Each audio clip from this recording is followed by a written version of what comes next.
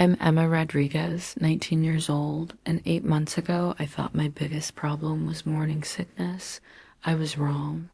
Standing on my childhood doorstep with my suitcase and rounded belly, staring at the locks my own mother had changed while I was at my prenatal appointment, I realized my family's cruelty knew no bounds. "You made your bed, now lie in it," my father had texted, as if carrying his grandchild was some kind of punishment I deserved.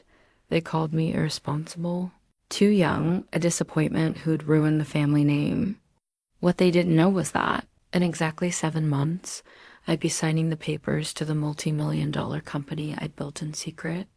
And when they came crawling back, begging for forgiveness and money, I'd remind them of this moment. But first, let me tell you how pregnant. Teenager became a millionaire CEO while her own family tried to destroy her. To understand how I ended up locked out of my own home while carrying my parents' first grandchild, you need to know about Marcus. My older brother by 3 years, Marcus Rodriguez was everything I could never be in my parents' eyes: tall, athletic, charming, and most importantly, male. Growing up in our middle-class suburban home in Phoenix, I learned early that there were two sets of rules, one for Marcus and one for me. When Marcus brought home a B on his report card, it was celebrated, with dinner at his favorite restaurant.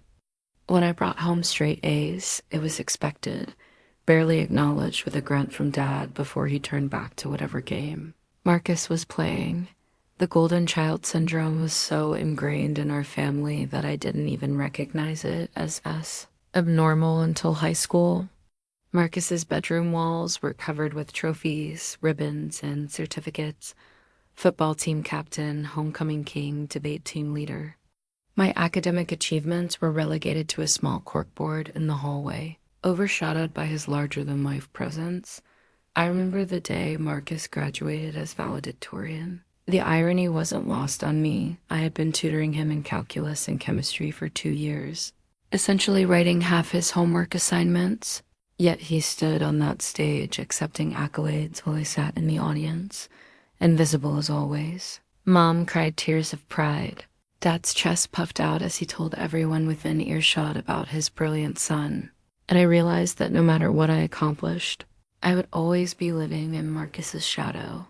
That's when I started looking for ways to prove my worth outside of academics. If perfect grades couldn't earn their attention, maybe success could.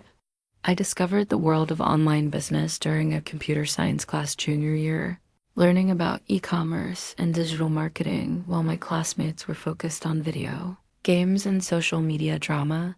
While Marcus was being celebrated for scoring touchdowns, I was learning about profit margins and customer acquisition costs. While he was getting cars and college funds as rewards, I was reinvesting every dollar I made from small online ventures back into learning more about business. My parents saw my laptop time as laziness, my business research as wasting time on the computer, but I knew I was building something they couldn't understand. The cruel irony is that by the time I turned 18, I was making more money than Marcus would earn in his first job out of college. But I kept it secret, hoping that someday I could reveal my success and finally earn the pride and respect I'd craved my entire life. I imagined the moment I could show them that the daughter they overlooked had built something remarkable. Instead, I got pregnant, and all my careful plans to win their approval crumbled in an instant. The moment that pregnancy test showed positive, I became not just the overlooked daughter, but the family disappointment, the one who had thrown her life away and embarrassed the family name. The 2 pink lines on that pregnancy test stared back at me like a verdict I wasn't ready for. I sat on the bathroom floor of my dorm room at Arizona State University, my hands shaking as I held the plastic stick that would change everything. It was October my freshman year, and I had been dating Jake Morrison for 8 months. Jake was everything my parents should have approved of: a clean-cut engineering student from a good family, 2 years older than me, with plans for a stable future. We met during orientation week, and unlike the other college guys I'd encountered, Jake actually listened when I talked about my business ideas.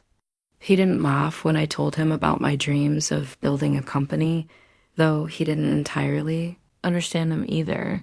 I kept that positive pregnancy test hidden in my textbook for 3 days, trying to figure out how to tell Jake, let alone my family. When I finally worked up the courage to show Jake, we were sitting in his beat-up Honda Civic in the parking lot behind the business building. His face went completely white, and for a long moment, he just stared at the test without saying anything. You sure? He finally whispered, though the evidence was literally in his hands. I took 3 tests, I said quietly. They're all positive. Jake ran his hands through his hair, a nervous habit I'd grown to recognize. Okay, he said, though his voice cracked. Okay, we can handle this. We'll figure it out. That I could see the panic in his eyes, the same panic I felt every time I thought about telling my parents. We talked for hours that night about our options, about what this meant for our futures, about whether we were ready to be parents. Jake kept saying he'd support whatever decision I made, but I could tell part of him was hoping I'd choose the path that would let us pretend this never happened. I thought about it for 2 weeks. I made pro and con lists. I researched my options. I even made an appointment at a clinic before canceling it at the last minute. But every time I imagined not going through with the pregnancy, something inside me rebelled. Maybe it was stubbornness, maybe it was intuition, but I knew I wanted this baby. The hardest part was planning how to tell my family. I rehearsed the conversation dozens of times, trying to find the right words, the right approach. I decided to tell them together at Sunday dinner when Marcus would be home from his internship in Tucson. I thought having him there might soften the blow somehow. That Sunday evening, I sat across from my parents at our dining room table, pushing food around my plate while trying to work up the courage to speak. Mom was talking about her latest book club selection. Dad was half listening while scrolling through sports scores on his phone. And Marcus was texting someone under the table. It was such a normal family moment, but I almost chickened out. I have something I need to tell you all, I finally said, my voice barely above a whisper. Mom looked up from her salad. What's that, honey? I took a deep breath. I'm pregnant. The silence that followed was deafening. Dad's phone clattered to the table. Mom's fork froze halfway to her mouth.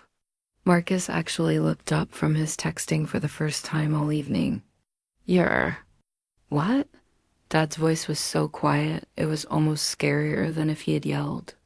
I'm pregnant, I repeated, forcing myself to meet his eyes. About 10 weeks. What happened next wasn't the disappointed but supportive response I had desperately hoped. For it was worse than my worst-case scenario rehearsals. Much worse. The explosion came in slow motion. Dad's face turned an alarming shade of red, while Mom just stared at me like I had announced I was dropping out of college to join a cult. Marcus leaned back in his chair, a mixture of shock and, what I swear, was amusement playing across his features. Pregnant? Mom finally whispered, setting down her fork with trembling hands. Emma, please tell me this is some kind of joke. It's not a joke, Mom. Dad slammed his hand on the table so hard that our water glasses jumped. How could you be so incredibly stupid? Do you have any idea what you've done? I made a mistake, but a mistake? Dad's voice was rising to a shout now. This isn't a mistake, Emma. This is a disaster. You're 19 years old. You're supposed to be in college, building a future, not throwing your life away like some trashy teenager. I am in college, I said weakly. I can still finish school. Marcus finally spoke up, his voice dripping with the condescension I'd grown up hearing. Come on, Emma. Be realistic. You think you can raise a baby and finish college? You think any decent guy is going to want to date a single mom?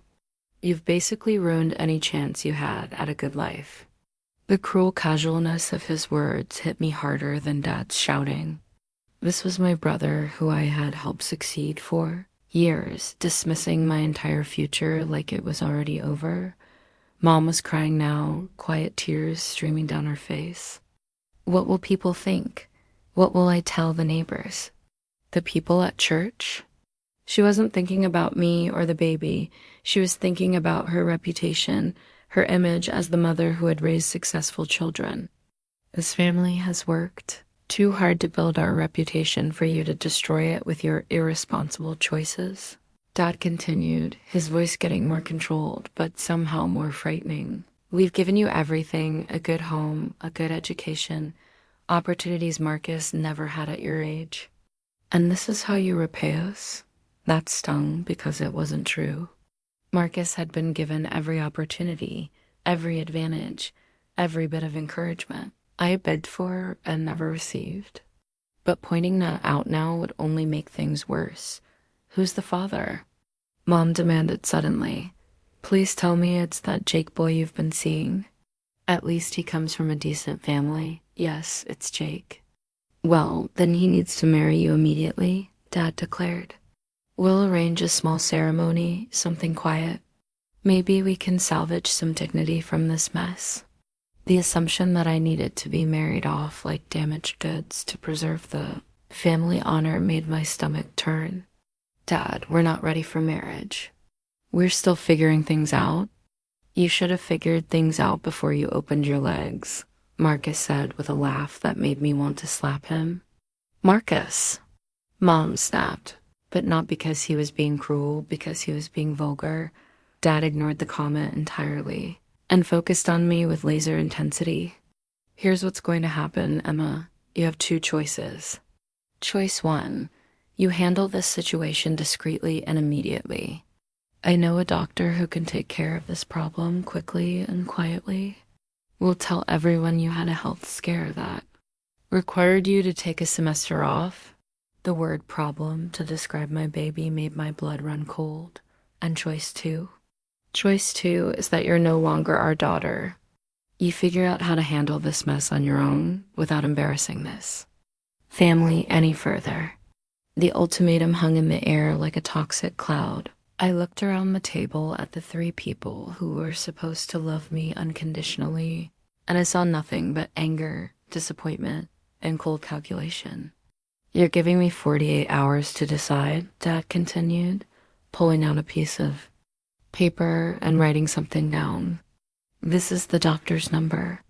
Call him tomorrow if you want to fix this and come back to the family. He slid the handwritten note across the table to me. I stared at it without touching it. This piece of paper that represented my family's version of love conditional, selfish, and utterly lacking in the support I desperately needed. 48 hours, Emma, Dad repeated. Choose wisely. I picked up the note not because I intended to use it, but because I knew I would need to remember this moment. This piece of paper would become proof of exactly who my family really was when I needed them most. What my family didn't know during that awful dinner confrontation was that I had been building something extraordinary in secret for over 2 years, while they saw me as the disappointing daughter who spent too much time on her computer.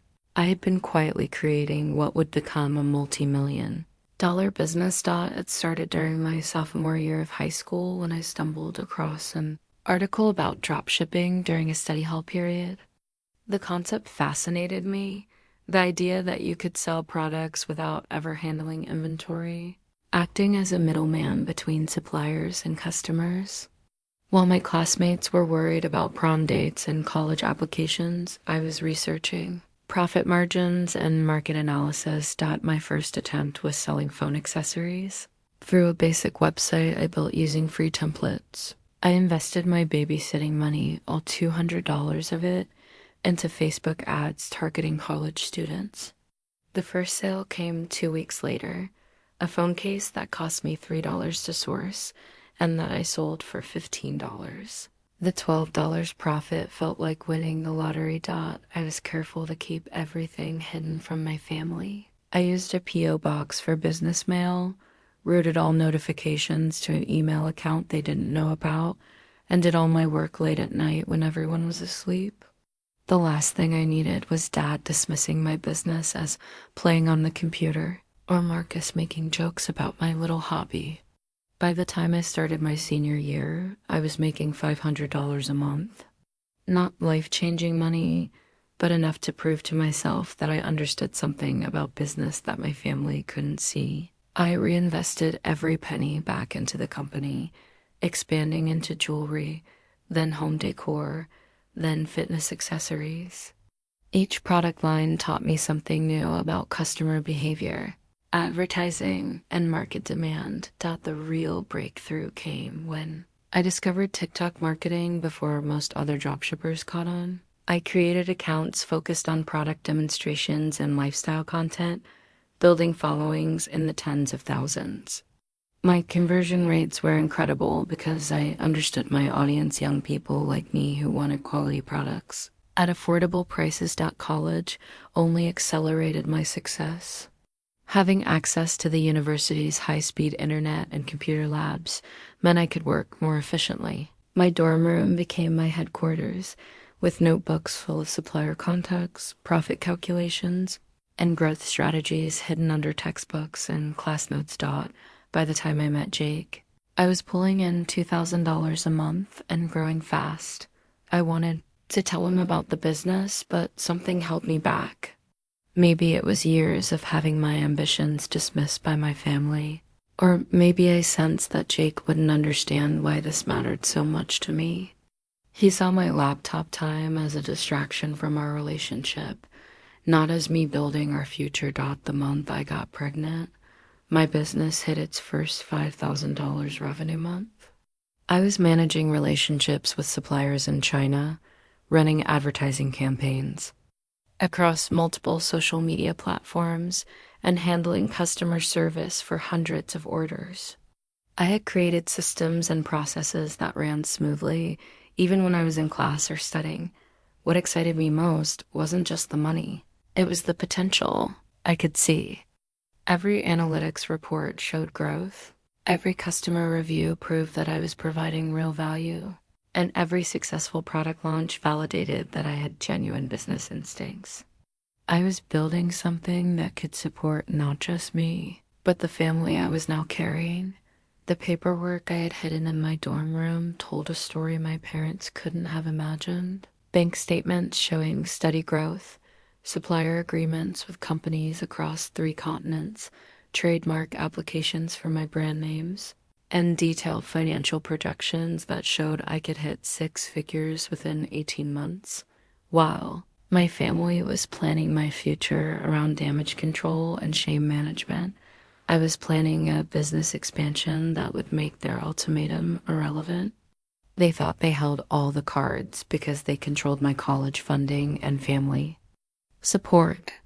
They had no idea that their disappointing daughter had already built the foundation of her own empire. The night before my 48-hour deadline expired, I sat in my dorm room looking at my latest revenue report. I had made $7,200 that month, more than many adults made in full-time jobs. I was 19, pregnant, and being threatened with disownership by my family. I was also the most financially stable person in my entire family, though they would never know it until it was too late for them to benefit from their cruelty. The 48 hours passed without me making the phone call my father demanded. I couldn't bring myself to dial that doctor's number, couldn't even consider the option he presented as my path back to family acceptance. Instead, I spent those 2 days researching prenatal care, reading about pregnancy nutrition, and yes, working on my business. If I was going to be a single mother, I needed to ensure my income could support both of us. I thought my silence would be answer enough. I thought they'd realize I had made my choice and we could move forward with some kind of difficult but manageable family dynamic. I was naive enough to believe that once they had time to process the shock, their love for me would overcome their disappointment. I was wrong. The lockout happened on a Tuesday afternoon in November. I had just finished my monthly prenatal appointment routine, blood work, and a checkup that confirmed everything was progressing normally. I was 12 weeks along, just starting to show.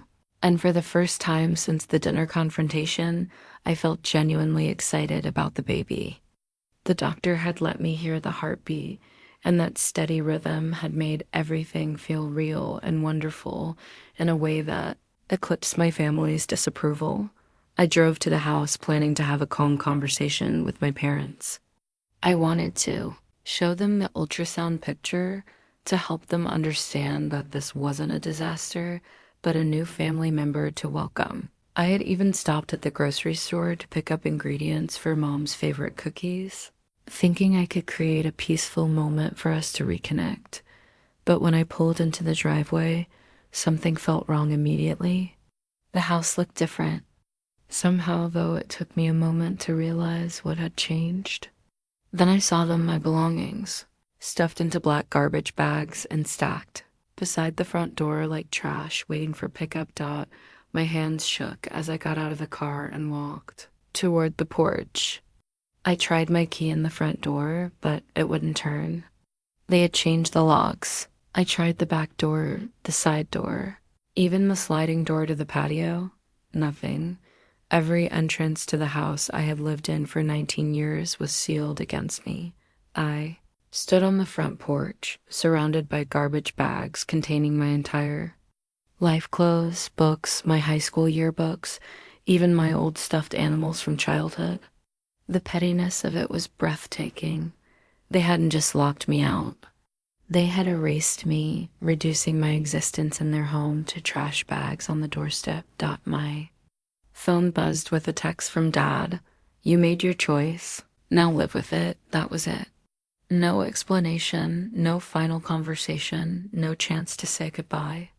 Just a cold message confirming that I was no longer welcome in the place I had called home for my entire life. I sat down on the porch steps, surrounded by my bagged belongings, and called Jake. He was in class, so I left a voicemail trying to explain what had happened without crying.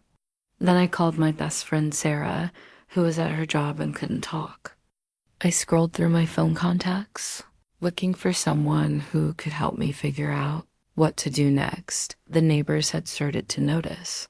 Mrs. Chun from across the street kept glancing over while she pretended to water her plants. The Johnsons next door were openly staring from their living room window. I could practically hear the neighborhood gossip network activating, spreading the news that the Rodriguez family had thrown their pregnant daughter out like garbage. The hospital bracelet from my prenatal appointment was still on my wrist, a plastic reminder of the normal life I'd been living just hours earlier. I had been a college student with a supportive family, planning how to balance motherhood with finishing my degree. Now I was homeless, sitting on a porch that was no longer mine, trying to figure out how to fit 19 years of possessions. Into my small car, Jake called me back an hour later, his voice tight with stress. Emma, what happened? Your message didn't make sense. They locked me out, I said, surprised by how steady my voice sounded. Changed the locks while I was at the doctor. All my stuff is in garbage bags. Jesus, okay. Look, you can stay with us for a while. My parents won't love it, but they'll understand it's temporary. Temporary. The word stung because we both knew this wasn't temporary. This was permanent exile from the only family I'd ever known. And temporary solutions weren't going to fix the magnitude of what had just happened. As I loaded garbage bags into my car, I found myself thinking about the business I'd built in secret. The irony wasn't lost on me. While my family was treating me like a financial burden they needed to discard, I was probably the only one among us with a rapidly growing income and genuine financial stability. They thought they were punishing me by cutting me off. Instead, they had just freed me from ever having to pretend I needed their approval again. Jake's family lived in a modest ranch house in Tempe, and their garage had been converted into what they generously called a guest room. It had a futon, a space heater, and a small window that looked out onto their backyard. After living in garbage bags on my parents' porch, it felt like luxury.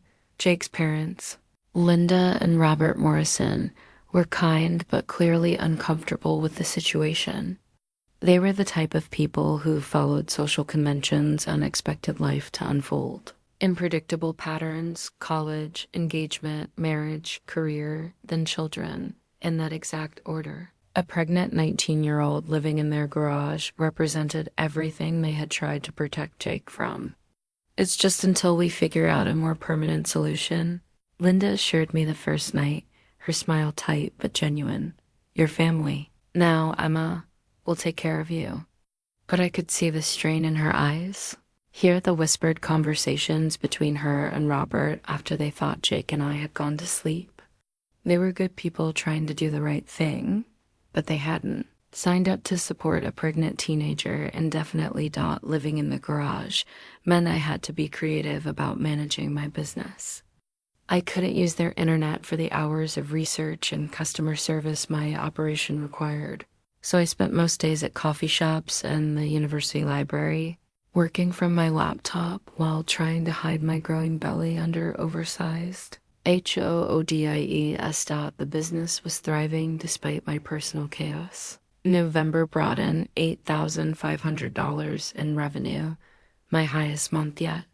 I was sourcing new products for the holiday season, managing advertising campaigns that were converting better than ever, and building relationships with suppliers who had no idea their business partner was a homeless pregnant teenager, but success felt hollow when I had nowhere stable to celebrate it.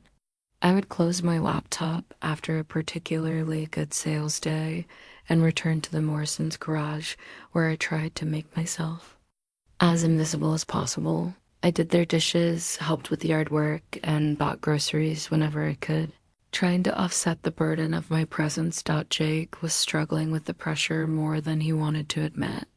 The reality of supporting a pregnant girlfriend while finishing his engineering degree was overwhelming him.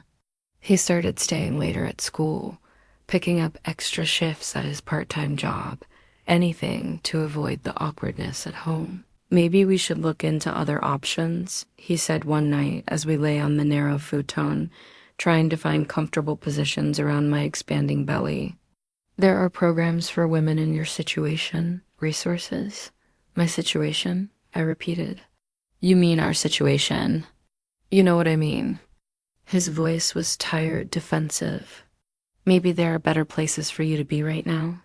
The writing was on the wall, though I didn't want to acknowledge it. Jake was a good guy who had gotten in over his head, and he was looking for an exit ramp that wouldn't make him feel like a complete failure. I couldn't blame him, but I also couldn't pretend it didn't hurt. The breaking point came just before Christmas. I was 15 weeks pregnant, managing a business that was on track to hit 6 figures annually, and living in a garage where I had to ask permission to use the shower. Linda Morrison had been increasingly passive-aggressive about my presence, making comments about temporary guests and long-term plans that were clearly directed at me. The eviction notice came in the form of a family meeting 3 days before Christmas. Linda, Robert, Jake, and I sat around their kitchen table while she explained that they had given this situation a lot of thought and prayer. We think it would be best for everyone, especially you and the baby, if you found more appropriate accommodations, Robert said, his lawyer training evident in his careful word choice. There are excellent facilities designed specifically for women in your circumstances. What circumstances? I asked, though I knew exactly what he meant. Young mothers who need support getting back on their feet, Linda said gently. Places with counselors and job training programs. Jake wouldn't meet my eyes. He had clearly been part of these discussions, had probably initiated them. The relief on his face was unmistakable relief that his parents were handling the problem he didn't know how to solve. When do you need me to leave? I asked after the holidays, Linda said quickly. We're not heartless, Emma, but by New Year's, we think you should have a plan in place. I nodded, maintaining the composure I'd learned from years of family disappointments. I understand. Thank you for everything you've done, That night, I sat in the garage, surrounded by the same garbage bags I'd been living out of for 2 months. I pulled out my laptop and looked at my business dashboard, $12,000 in revenue for December. With 2 weeks still to go, I was probably making more money than Jake's father, certainly more than most people my age. But none of that mattered when I had nowhere to sleep. I started researching shelters for pregnant women, swallowing my pride as I filled out intake forms online. The irony was bitter. I was a successful entrepreneur researching homeless services because the people who claimed to care about me couldn't handle the inconvenience of my situation. But as I clicked through websites for transitional housing programs, I felt something unexpected: determination. These people, my family, Jake's family, Jake himself, they all saw me as a problem to be managed, a burden to be shifted elsewhere. None of them had any idea that they were rejecting someone who was about to become more successful than any of them had ever dreamed of being. Their loss was going to be spectacular. New Dawn Women's Shelter sat on a busy street in central Phoenix, a converted office building that housed up to 30 women and children at any given time. The intake process was humbling in a way I hadn't expected forms asking about drug use, domestic violence history, and mental health status. Questions designed for women whose circumstances were far more desperate than mine. Yet here I was, checking boxes and providing documentation of my homelessness. My intake counselor was Maria Santos, a woman in her 40s with kind eyes and the practiced efficiency of someone who had heard every possible story. She looked at my paperwork with mild confusion. College student, no substance abuse, no violence issues, she read aloud. What brought you here, Emma? My family kicked me out when they found out I was pregnant. My boyfriend's family just did the same thing. Maria nodded without judgment. How far along are you? 16 weeks. Any prenatal care? Yes, I have insurance through the university. Employment? I hesitated. How do you explain that you're a successful business owner to someone who's processing you into a homeless shelter? I work online, freelance work. Income? It varies. Some months are better than others. She assigned me to a room with 3 other women: Jessica, who is 7 months pregnant with her second child; Carmen, a single mother with a toddler; and Denise, who was recovering from an abusive relationship and had 2 school-age kids. They were generous with advice about navigating the shelter system, sharing everything from which times the showers had hot water to how to get extra food vouchers. The shelter had rules that took some adjustment. Lights out at 10 p.m., no visitors. Without prior approval, mandatory attendance at weekly life skills workshops, and limited computer time in the shared resource room. That last rule was the most challenging. I could only access their computers for 2 hours per day, which wasn't nearly enough to manage my business properly, but I adapted. I used my smartphone for customer service emails, responding to supplier questions from the shelter's small courtyard where I could get decent signal. I scheduled my computer time for the most critical tasks: updating product listings, reviewing analytics, and managing advertising campaigns. The other residents thought I was job hunting or working on college applications, and I didn't correct them. Living in the shelter opened my eyes to stories that put my own situation in perspective.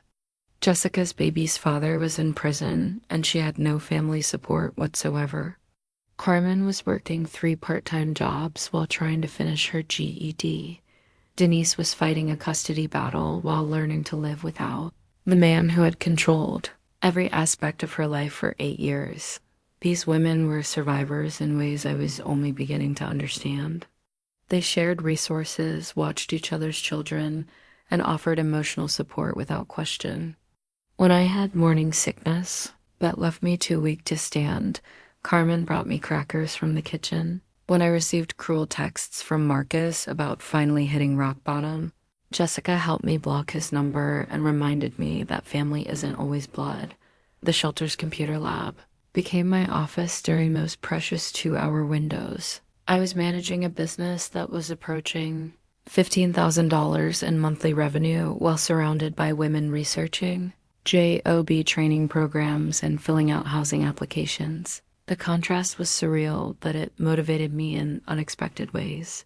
One evening, while working on a product launch that would eventually bring in $25,000 that month, I overheard Carmen talking to her caseworker about her dream of opening a small restaurant.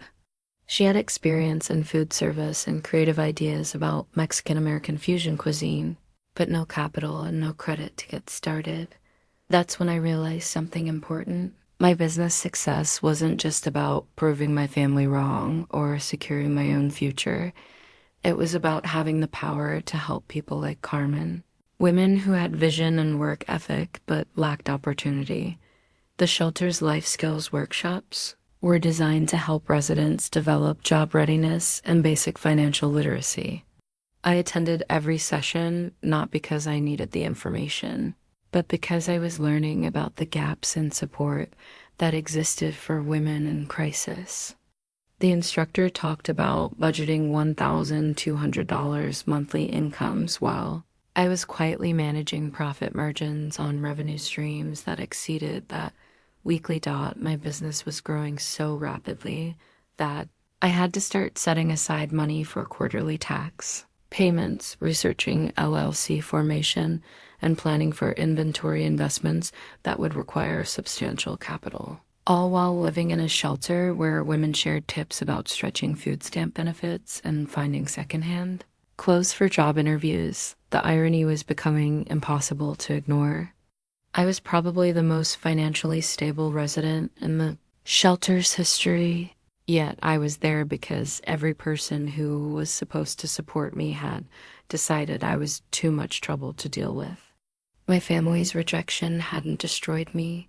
It had freed me to discover exactly how strong I could be when I stopped seeking their approval. 3 months into my shelter stay, my business crossed the $20,000 monthly revenue mark. I was 19 years old, 6 months pregnant, and living in transitional housing while building what would soon become $1 million company. The intake form from my first day was still in my case file, documenting the moment I hit rock bottom. But rock bottom, it turned out, was exactly where I needed to be to realize that I didn't need anyone's permission to succeed.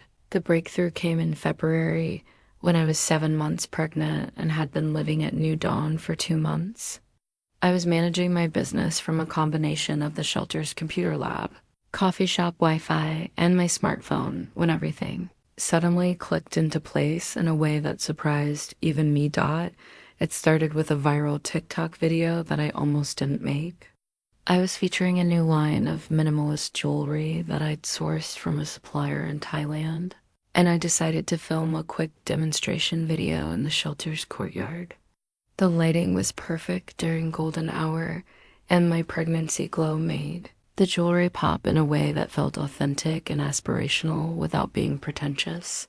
The video exploded overnight.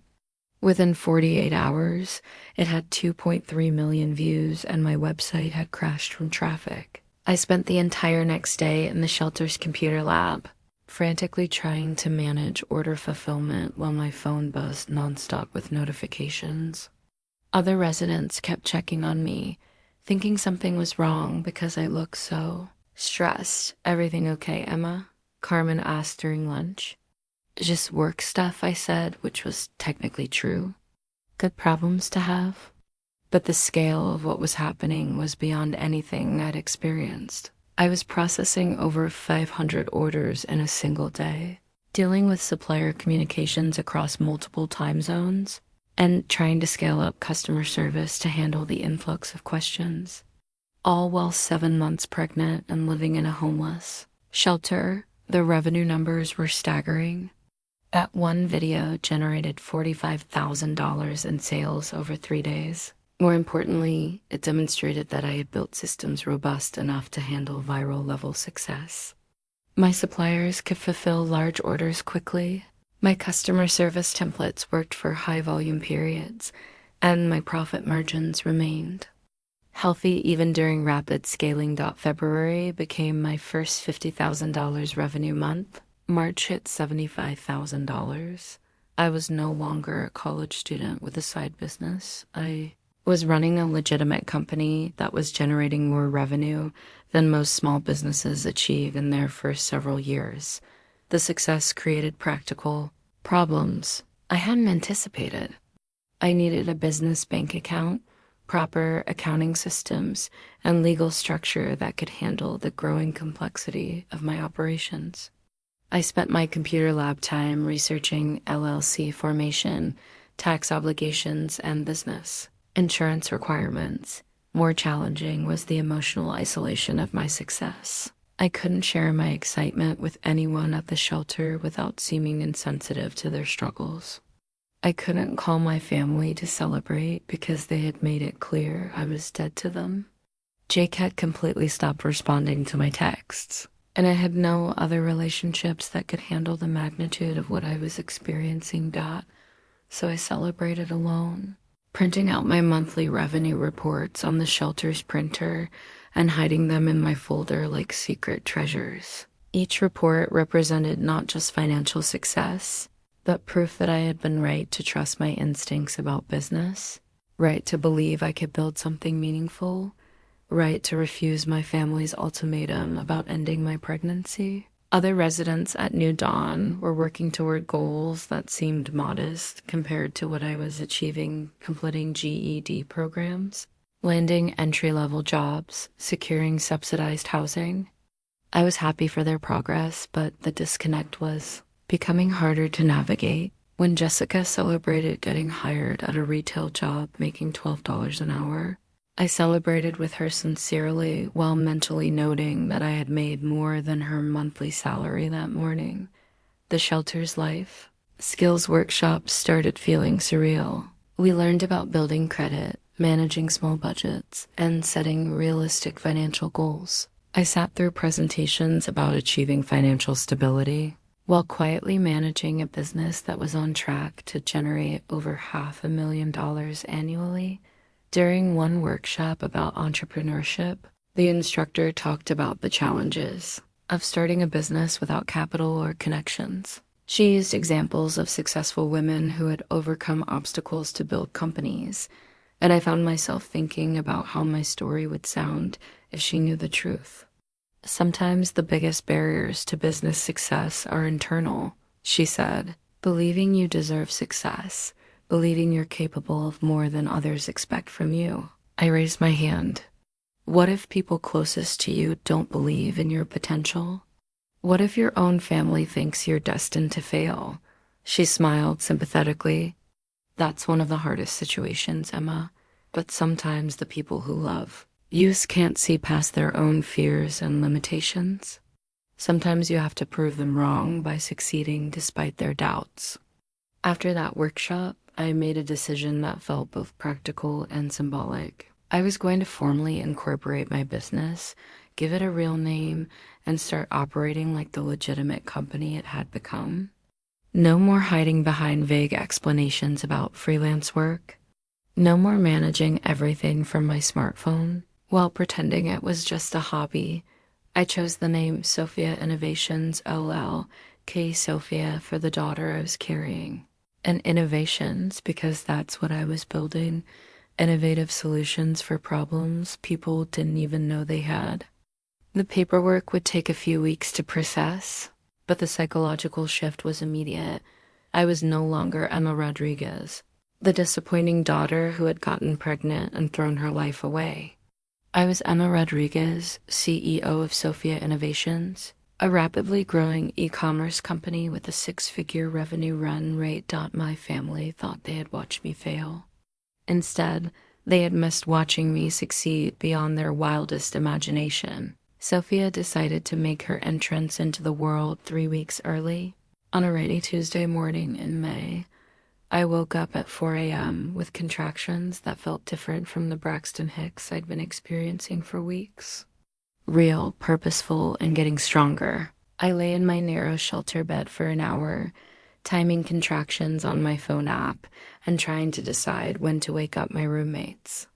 Jessica had been through this before and had promised to help when the time came, but it felt surreal to be going into labor in a room with 3 other women who were virtual strangers 6 months ago, but had become my closest companions. When the contractions were 5 minutes apart, I quietly gathered my hospital bag and touched Jessica's shoulder. She woke up immediately, her maternal instinct sharp even in sleep. "Is it time?" she whispered. I nodded, suddenly overwhelmed by the reality that I was about to become a mother with no family present, no partner supporting me, no one who had known me longer than a few months. Jessica helped me call a cab and gathered Carmen and Denise to wish me luck. These women, who had started as strangers sharing a difficult circumstance, had become the closest thing to family I had during the most important months of my life. "You've got this, Mama," Carmen said, hugging me carefully. "That baby is lucky to have such a strong mother." "Call us as soon as you can," Denise added. "We'll be thinking about you." The cab ride to the hospital felt like crossing into a different universe. For months, I had been managing a growing business while preparing to become a mother, but labor brought everything into sharp focus.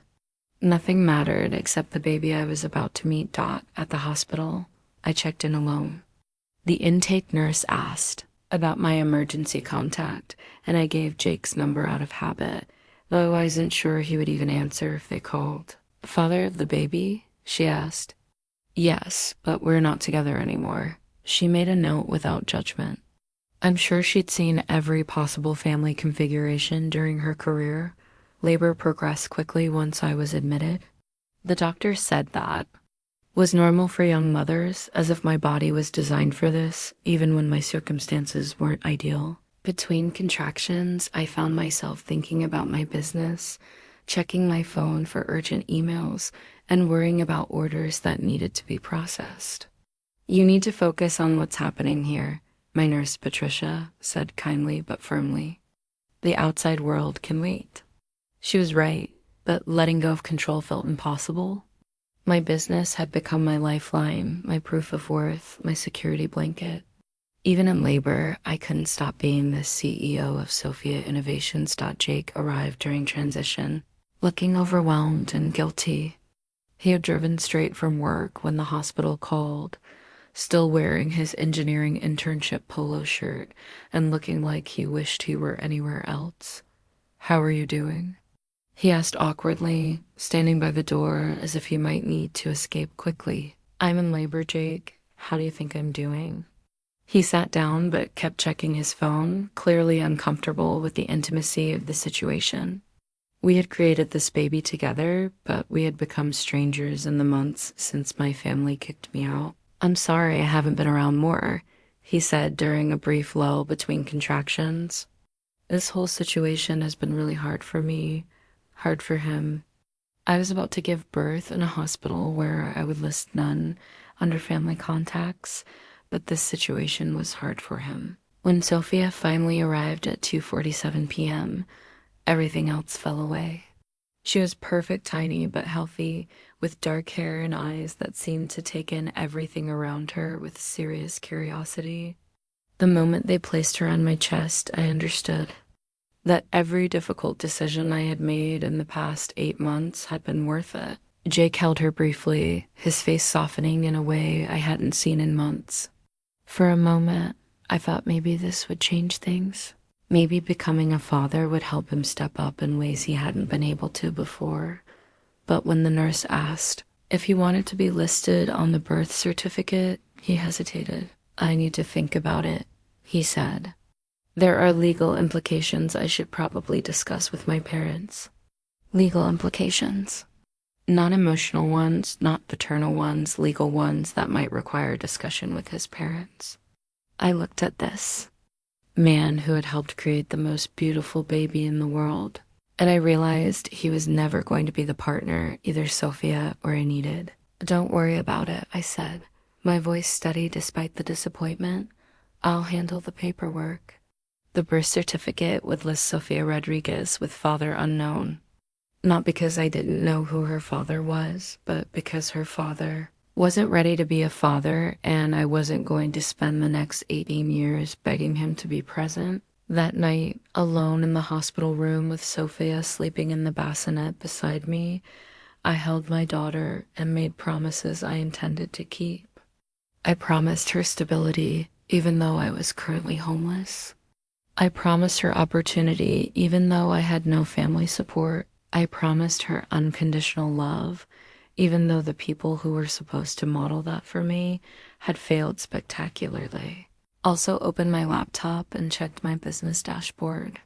Sophia Innovations had processed $15,000 in orders while I was in labor. My automated systems had handled customer service, order fulfillment, and supplier communications without any input from me. Looking at my daughter and my business metrics, I felt something I hadn't experienced in months, complete confidence that I had made the right choices. Every person who had rejected me, every door that had been closed in my face, every moment of doubt and fear had led me to this exact place. I was 20 years old, a single mother, technically homeless, and the CEO of a company that was about to change both our lives forever. Returning to the shelter with a newborn was surreal. New Dawn had a small nursery area for mothers with infants, but the contrast between my circumstances and my business success had never been more stark. I was changing diapers in a homeless shelter while managing a company that was generating more revenue than most established businesses. Sophia was an easy baby, which felt like the universe offering me one small mercy. She slept in predictable patterns, nursed well, and seemed content even in the chaotic environment of the shelter. The other residents were wonderful with her Carmen crocheted tiny blankets. Jessica shared her baby care expertise, and Denise helped with laundry when I was overwhelmed, but managing a rapidly growing business while caring for a newborn required creativity I hadn't known I possessed. I learned to respond to supplier emails while Sophia nursed, to take customer service calls while she napped, and to update product listings during the brief windows when other residents could watch her. The business was exploding. May brought an $85,000 in revenue. June hit $120,000. I had crossed into territory where I wasn't just successful, I was building something that could be genuinely transformative for both. Sophia and me. My phone became my lifeline to a world where I was respected and valued. Suppliers in Asia treated me as a serious business partner. Customers left glowing reviews about my products and customer service, and my bank account reflected success that no one in my immediate environment could have imagined. The dichotomy was becoming impossible to manage emotionally. During the day, I was Emma, the single mother in the shelter, sharing tips about stretching formula and finding affordable childcare. During Sophia's naps, I was Emma, the CEO, making decisions about inventory investments and international shipping. Strategies.Jake visited twice in those first 3 months, both times briefly and awkwardly.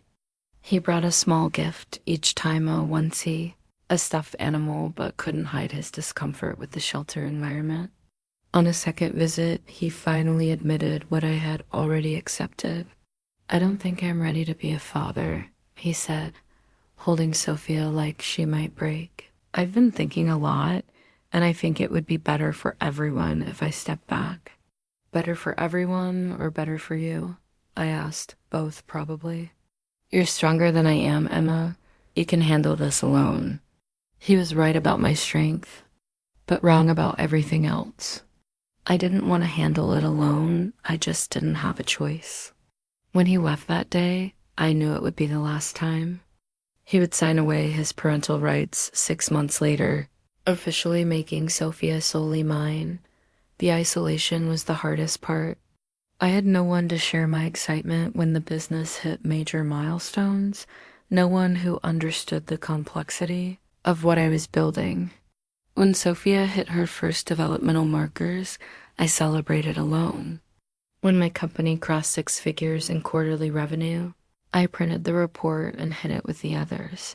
but the business success was creating opportunities I hadn't anticipated. By the time Sophia was 3 months old, I was making enough money to afford my own apartment. The challenge was finding landlords who would rent to a 20-year-old. Single mother with no traditional employment history. My credit was excellent thanks to careful business credit management, and I could show bank statements proving substantial income, but explaining that revenue came from an e-commerce business I'd built myself was complicated. Most landlords wanted to see pay stubs from conventional employers, not profit and loss statements from a company they'd never heard of. Finally found a small 2-bedroom apartment in Tempe through a property management company that was more flexible about unconventional income sources. The day I signed the lease was the first time in 8 months that I felt like I had a real home again. Moving out of New Dawn was bittersweet. The women there had supported me through the most challenging period of my life, and I knew I would miss their friendship and solidarity. But I also knew that staying would become increasingly difficult to explain as my business continued growing. My last night at the shelter, I sat in the courtyard with Jessica, Carmen, and Denise, watching Sophia sleep in her carrier. "I'm going to miss you," Carmen said. "You've been such an inspiration, getting back on your feet so quickly. If only she knew the full story." I wasn't getting back on my feet. I was launching into stratosphere that none of them could have imagined. But their support had been real and meaningful, even if they didn't understand the complete picture. "I'll miss you too," I said honestly. "You all taught me what real family looks like." The first night in my own apartment, I put Sophia to bed in her own room and sat at my kitchen table with my laptop, looking at my business dashboard. $150,000 in revenue for July, nearly $1 million in annual run rate, a customer base of over 10,000 people who had no idea their favorite online retailer was a 20-year-old single mother who had been homeless 6 months earlier. I opened a bottle of sparkling apple cider and toasted my absent family. They thought they had watched me fail spectacularly. Instead, they had missed watching me build something extraordinary. Their loss was about to become legendary. Turning my business into a legitimate corporation felt like the most adult thing I had ever done. Sophia was 6 months old when I finally had the time and mental space to handle the complex paperwork required to properly structure Sophia Innovations, LLC. I spent weeks researching business law, tax implications, and growth strategies while Sophia napped or played with the colorful toys. I could finally afford to buy her. The LLC formation process required an Arizona registered agent business, address, and operating agreement that would protect both my personal assets and the company's future growth potential. I chose a virtual business address in Scottsdale that sounded more professional than my Tempe apartment, and hired a business attorney who specialized in e-commerce companies. Meeting with the lawyer was surreal. Sarah Chen was a successful professional in her 30s who had built her practice around helping entrepreneurs navigate business formation and growth. She treated me with the same respect she would show any other client, but I could see her surprise when she realized how young I was and how substantial my revenue had become. "Most of my clients don't see numbers like this until their 3rd or 4th year," she said, reviewing my financial statements. "How long did you say you've been operating?" "About 3 years, but seriously growing for the last 18 months. "And you're 20 years old?" "Yes." She shook her head with what looked like admiration. "Emma, you've built something remarkable here. Let's make sure it's properly protected." The legal structure we created was designed for significant growth. Sarah helped me establish proper accounting systems, set up business banking relationships, and create operating agreements that would allow for future investment or partnership opportunities. She also helped me understand my tax obligations as the business scaled, including quarterly estimated payments and sales, tax collection across multiple states. Having proper corporate structure changed everything about how I operated. I could now open business credit lines, establish relationships with larger suppliers, and present myself to potential partners as a legitimate company rather than a freelance operation. The psychological shift was as important as the practical benefits. I was no longer pretending to run a business while hiding my success. I was openly running a successful company. Sophia Innovations LLC, officially launched with a professional website, proper business licenses, and a virtual office that handled mail and phone calls during business hours. I hired my first official employee, a virtual assistant named Michelle, who handled customer service and order processing, freeing up my time to focus on strategy and growth. The financial metrics were becoming impressive by any standard. August brought in $180,000 in revenue. September hit $200,000. I was no longer tracking monthly growth. I was tracking my progress toward the $1 million annual run rate that would officially make Sophia Innovations a seven-figure business. Living in my own apartment with Sophia had normalized our life in ways I hadn't expected. I had a routine that worked morning business calls during Sophia's breakfast, product development research during her morning nap, supplier communications while she played independently, and evening analytics review after she went to bed. Sophia was a happy, healthy baby who seemed to thrive on the predictable rhythm of our days.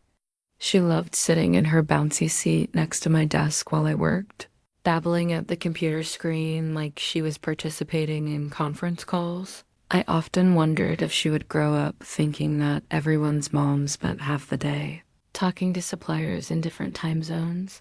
The apartment had also allowed me to create a proper workspace. I converted the second bedroom into an office with professional lighting for product photography, storage for inventory samples, and a dedicated shipping station for the products I still fulfilled directly. It felt official in a way that managing everything from coffee shops and shelter computer labs never could. Most importantly, having our own space meant I could finally start building the kind of life I wanted Sophia to remember.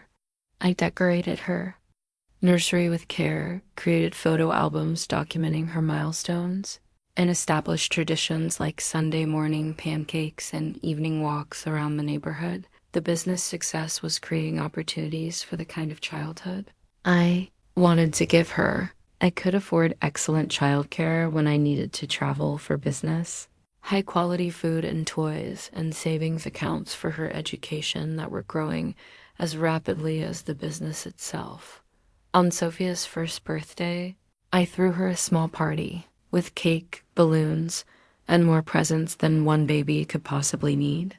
As I watched her smash cake into her hair while giggling, I realized we had created something beautiful from circumstances that should have destroyed us. That night, after Sophia was asleep and the party decorations were cleaned up, I sat in my office reviewing the year's financial reports. Sophia Innovations had generated over $1.2 million in revenue in its first official year as an LLC. My personal income was approaching $300,000 annually, putting me in the top 5% of earners in the United States. I was 21 years old, a single mother, and the CEO of a legitimate $1 million company. The daughter my family had thrown away for being irresponsible was now more financially successful than any of them had ever been. The official LLC documentation sat in a frame on my desk, next to a photo of Sophia taking her first steps.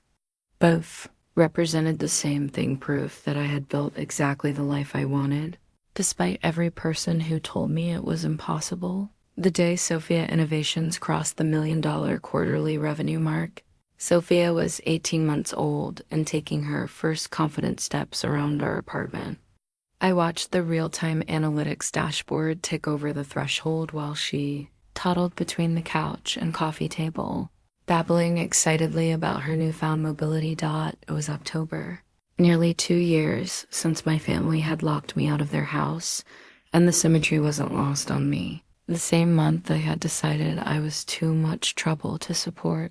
I was celebrating a business milestone that put me in an entirely different economic category from anyone who had rejected me. The quarter had been exceptional by every metric.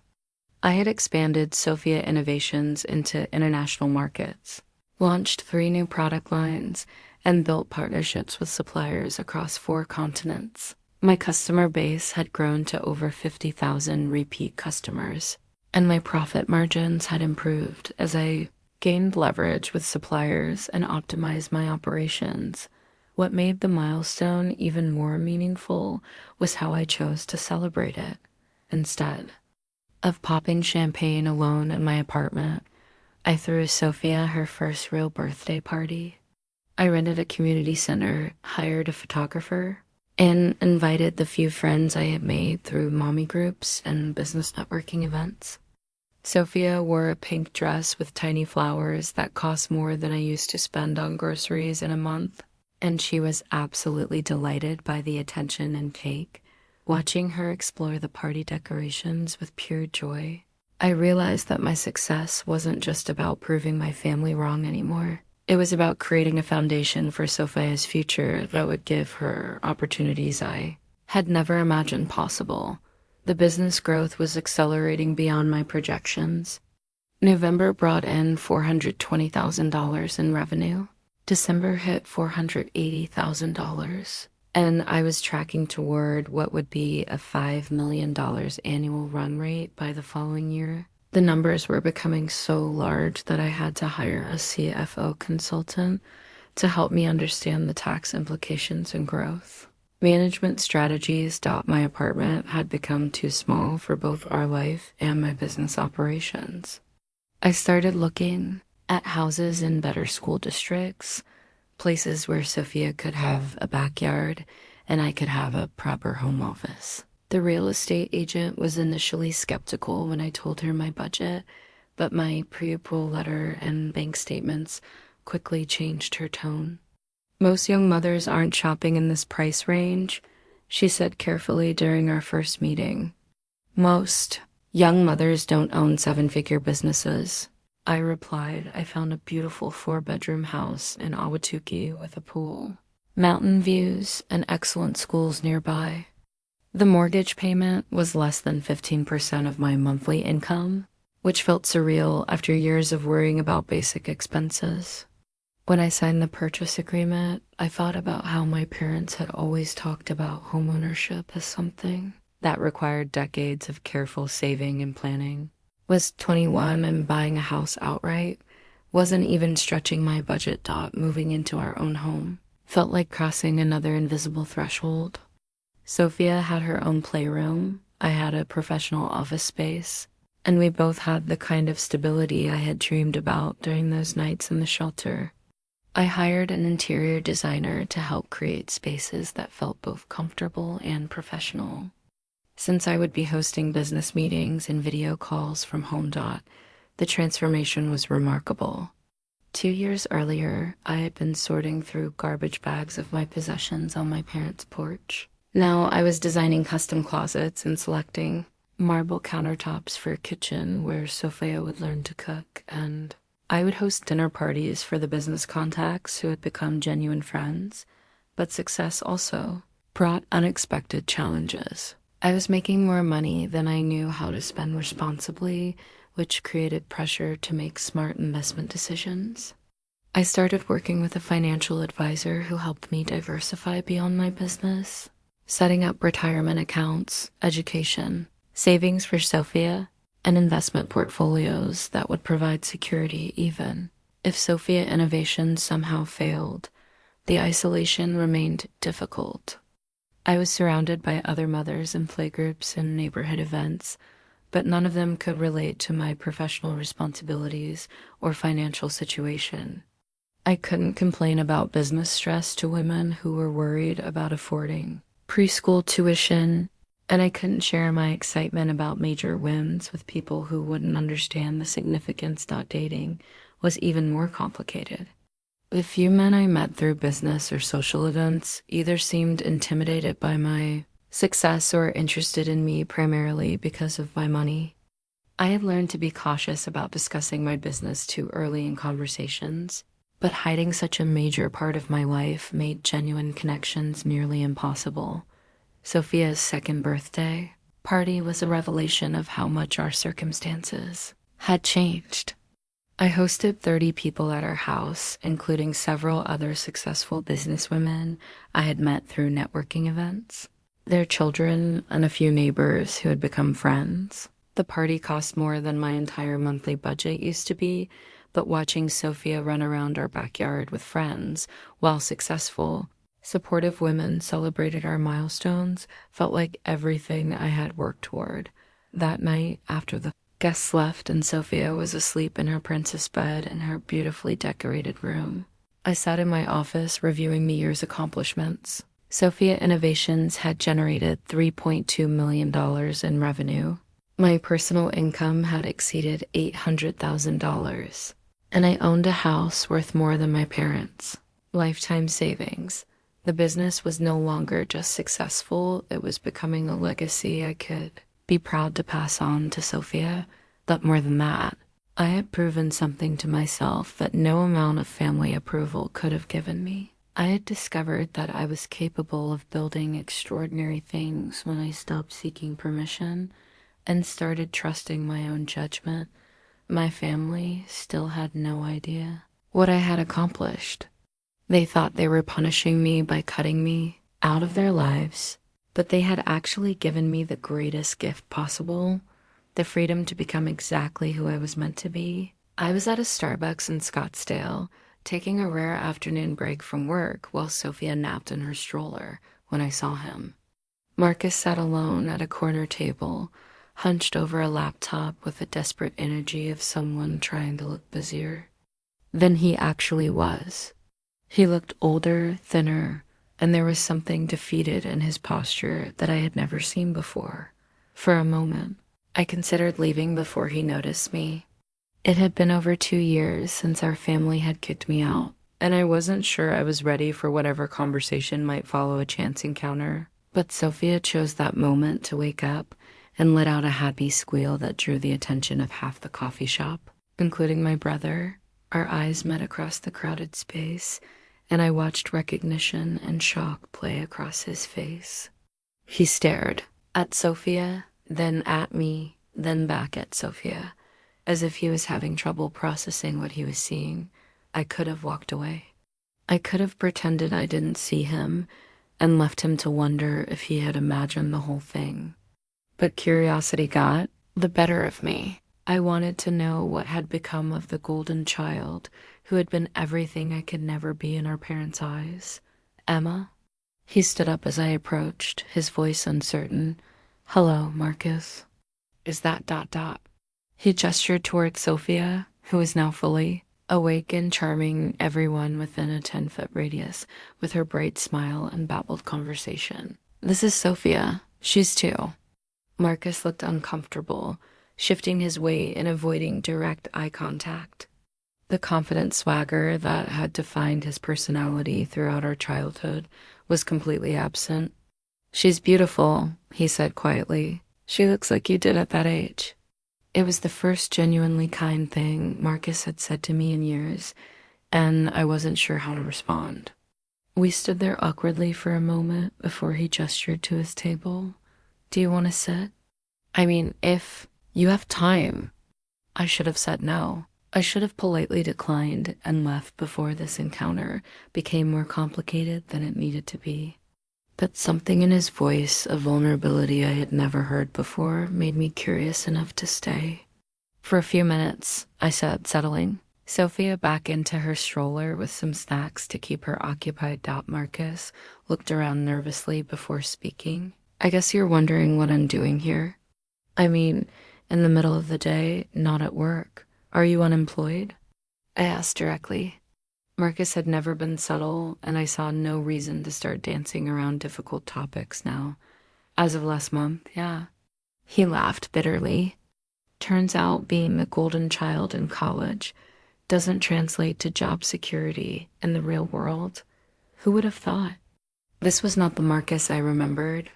The brother who had always landed on his feet, who had never faced a consequence he couldn't charm his way out of, was sitting across from me admitting failure. What happened? Layoffs at the engineering firm. Last hired, first fired. My project management skills weren't as impressive as I thought they were. He paused. Actually, my project management skills were basically non-existent. I spent most of my time networking and delegating, thinking I was too important for actual work. The honesty was surprising. Marcus had never been self-reflective, never admitted weakness or mistake. "I'm sorry," I said and meant it.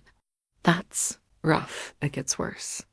Marcus ran his hands through his hair, a nervous gesture I remembered from childhood. "Stephanie left me 2 months ago. Took the kids to her parents' house in California. She said she couldn't handle being married to someone who couldn't support his family." The information hit me harder than I expected. Marcus had gotten married right after college to a woman our parents adored, and they had 2 children I had never met. The golden child had built the exact life our parents had always envisioned, and apparently it was falling apart. "Marcus, I'm really sorry." I had no idea. Why would you? It's not like we've exactly kept in touch. He looked at Sophia, who was contentedly playing with her toys. "Mom and Dad don't know about the divorce yet. I've been pretending everything is fine because I can't handle disappointing them on top of everything else." The irony was staggering. Marcus was afraid to disappoint our parents with news about his marriage. While they had already disowned me completely for getting pregnant, the double standard was so extreme, it was almost funny. "Have you told them about losing your job?" "God, no. Dad keeps asking about promotions and raises." I've been lying, telling him everything is great while I spend my days applying for jobs and getting rejected. Marcus looked around the coffee shop. "This is actually my office now. I come here to pretend I have somewhere important to be." I studied my brother's face, seeing defeat and desperation I had never associated with him. The man who had effortlessly received everything I had desperately wanted: approval, support, unconditional love, was now terrified of losing those things by admitting he needed help. "What about you?" he asked, clearly trying to change the subject. "I assume you're doing okay. You look—" He paused, searching for words. "You look successful." I glanced down at my outfit: designer jeans, expensive handbag, jewelry that cost more than most people's monthly rent. I had stopped hiding my success months ago, buying clothes and accessories that reflected my actual financial situation rather than dressing down to avoid questions. "I'm doing well," I said carefully. "Are you married?" "Is Sophia's father ... No, I'm not married. Jake and I broke up before Sophia was born. It's just the 2 of us." Marcus looked confused, trying to reconcile my apparent success with being a single mother, which our family had always portrayed as the worst possible outcome for a woman. "What do you do for work?" It was the question I had been dreading and anticipating since the moment I saw him. "How do you explain to your unemployed brother that you're a millionaire CEO? How do you tell someone who is desperately trying to maintain the pretense of success that you've achieved more than he ever dreamed possible?" "I own a business," I said simply. "What kind of business?" I looked at Sophia, who was watching our conversation with the serious attention she gave everything new and interesting. My daughter would grow up knowing exactly who her mother was and what she had built. She would never have to hide her success or downplay her achievements to make other people comfortable. "E-commerce. I import and sell consumer products online." Marcus nodded like he understood, though I could tell he was imagining something much smaller than the reality. "That's great, Emma. Really? I'm glad you landed on your feet." Landed on my feet? As if I had stumbled and recovered rather than building something extraordinary from nothing. As if my success was luck rather than vision, hard work, and the determination born from being abandoned by everyone who is supposed to support me. "Thanks," I said. "I should probably get going. Sophia needs dinner soon." "Of course." Marcus stood. When I did, his movements awkward and uncertain. It was really good to see you, Emma. Really good. As I packed up Sophia's things and prepared to leave, Marcus cleared his throat. Emma, do you think... would it be okay if I stayed in touch? I know things have been complicated with the family, but I'd like to know Sophia. She's my niece, and I've missed so much already. I looked at this man who had been my tormentor and rival throughout childhood, who had supported our parents' decision to cast me out, who had called my pregnancy a disaster that ruined the family reputation. Now he was asking for access to the life he had helped destroy, the niece he had dismissed before she was even born. I'll think about it, I said finally. You have my number if you want to reach out. As I walked to my car, pushing Sophia's expensive stroller while wearing clothes that cost more than Marcus probably had in his checking account, I felt something I hadn't expected: pity. The golden child who had everything handed to him had never learned how to build anything for himself. When circumstances finally demanded resilience and creativity, he had nothing to draw from except the approval he was too afraid to lose by admitting he needed help.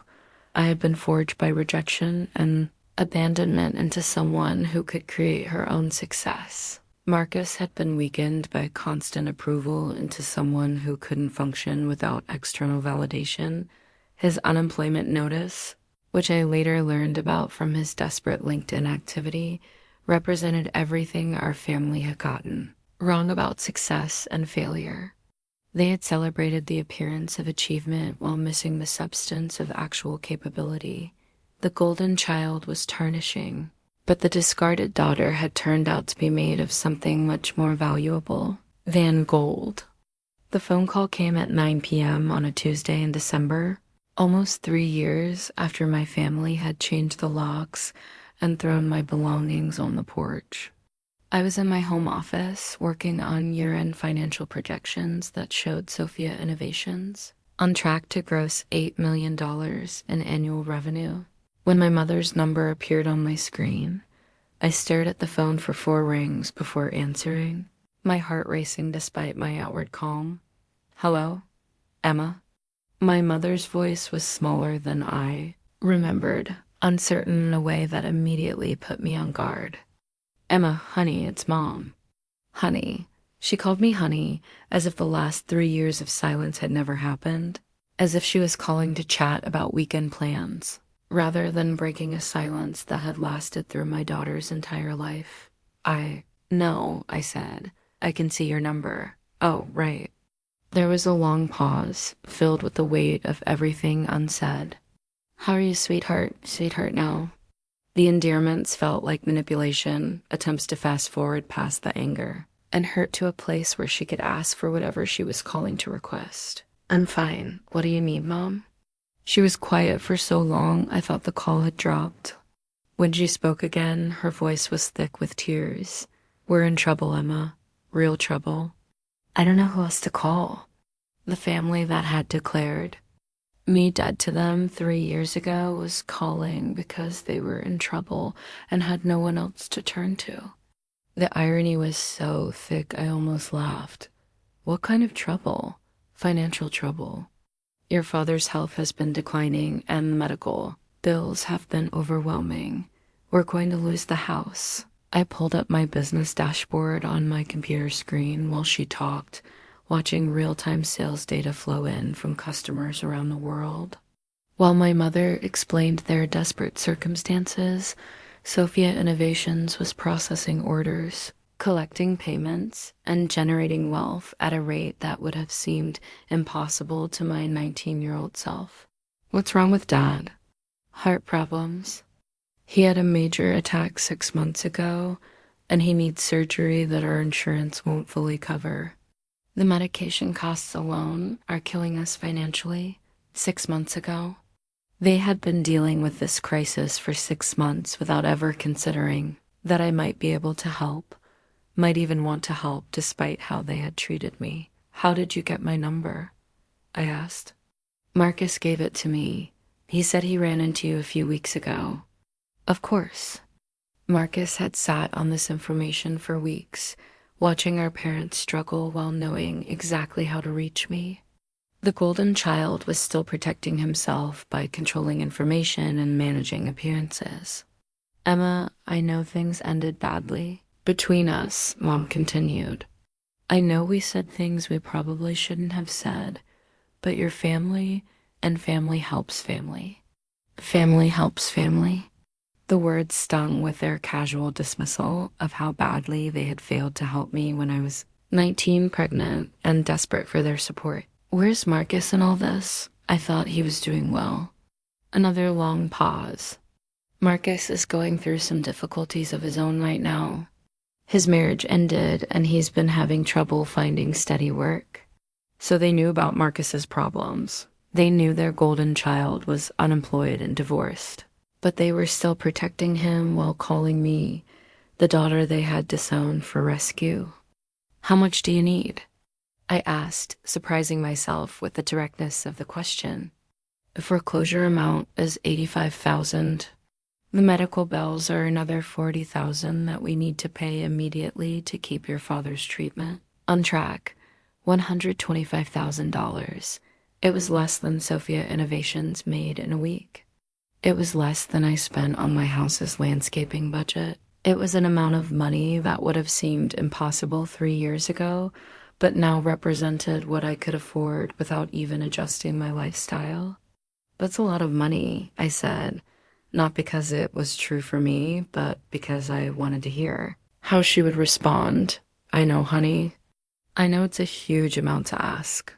But Marcus mentioned that you have some kind of business, and we thought maybe. Marcus had told them about my business, but clearly not the scope of it. They thought they were asking their struggling single mother-daughter for help, not approaching a millionaire who could solve their problems with a single wire transfer. What exactly did Marcus tell you about my business? Just that you sell things online. He said you seemed to be doing okay for yourself. Doing okay for myself? Marcus had downplayed my success so dramatically that our parents had no idea they were calling someone who could buy their house outright without touching my business capital. Mom, I need to ask you something, and I want you to be honest with. And me, of course. If I had never gotten pregnant, if I had just graduated college and gotten a regular job, would you ever have considered asking me for this much money? The silence stretched long enough to become an answer itself. That's different, Emma. That would have been a different situation. How is it different? You would have been family then. There it was. The brutal honesty I had been waiting for. I would have been family if I had made choices they approved of. I was only family now because they needed something from me that no one else could provide. And what am I now? You're still our daughter. You'll always be our daughter. Your daughter who you threw out while she was pregnant. Your daughter whose child you've never met. Your daughter who you declared dead to you when she wouldn't terminate her pregnancy. Emma, please. We were hurt and scared, and we reacted badly. But that's in the past now. In the past. 3 years of my life, Sophia's entire existence, the most challenging and transformative period I had ever experienced, all of it dismissed. As in the past, when they needed my money. I'll think about it, I said finally. Think about it? Emma, we don't have time for you to think about it. The foreclosure is scheduled for next week. Their desperation was becoming more apparent, and with it, the same sense of entitlement that had characterized their approach to family relationships my entire life. They expected immediate compliance, immediate forgiveness, immediate rescue from someone they had abandoned. Then you should have called me 6 months ago when Dad first got sick. Or 3 years ago before you decided I wasn't family anymore. Emma, please don't be vindictive. This is about your father's life. Vindictive. Wanting time to consider helping people who had rejected me was vindictive. Asking for acknowledgement of the pain they had caused was vindictive. I said, I'll think about it. I'll call you back in a few days. I hung up before she could respond, my hands shaking with anger and adrenaline. Sophia was asleep upstairs in her Beautiful bedroom, surrounded by toys and books, and evidence of a childhood filled with love and security. My daughter would never know what it felt like to have her worth determined by other people's approval. The foreclosure notice I later found out about through public records showed the full extent of their financial crisis. They owed more than the house was worth, had maxed out credit cards paying for Dad's medical care, and had no savings or assets left to leverage. The family that had always lectured me about responsibility and consequences had managed their finances so poorly that they were about to lose everything. Their desperation was real, but so was my anger. They had thrown away their daughter too, preserved their reputation, and now they wanted that same daughter to preserve their house. I agreed to meet them at a neutral location, a restaurant in Central Phoenix, where we could have a private conversation without the emotional weight of anyone's home territory.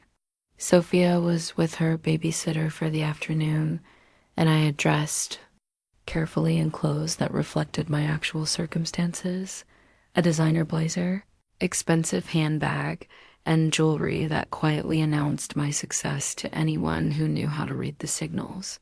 They were already seated when I arrived. All three of them clustered together at a corner table like co-conspirators planning a strategy.